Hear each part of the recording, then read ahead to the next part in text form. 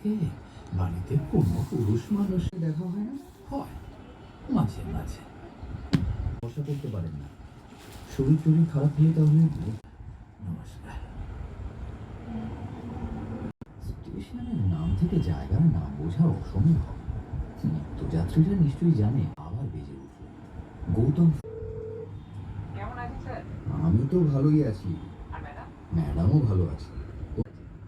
তাই হয়তো চাকরিটা বেঁচে গেল। চাকরিটা যখন যায়নি তার মানে এখন ভালো। মেয়েরই অসুখ, ওটা অপারেশন করতে হবে। ওরা যখন ডেট দেবে তখন অপারেশন হবে। এখনো যদিও ডেট দেয়। লোহা নির্মিত কিনা সেই সংশয় মনে নেই। আমি অনিন্দ্রা, তেমন কিছু একটা চলেনি। তাছাড়াও সেই রাত্রিরে বুবুর সঙ্গে আমার ফাটাফাটি ঝগড়া। এরপর সন্ধ্যেবেলা গৌতমের মেসেজ এলো। প্রায় নিঃশব্দে গৌতমের গাড়িটাকে ফলো করেছে। গাড়ি অরবিন্দ। তারপর হঠাৎ ভবতোষ ওই তারাগিরিয়া নামটা সিলেক্ট করেছিল।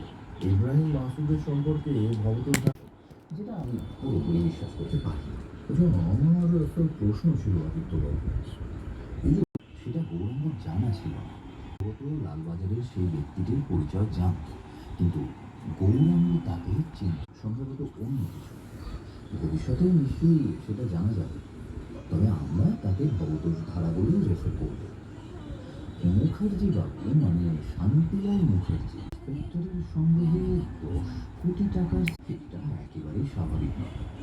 তাছাড়া যে কোনো প্রফেশনাল এই সব থেকে বড় কথা, আমরা যখন পুলিশ এসকর্টে গৌরাঙ্গের বাড়ি থেকে বেরিয়ে তার মানে ওটা ও আগে থেকে। লাভটা কি হলো?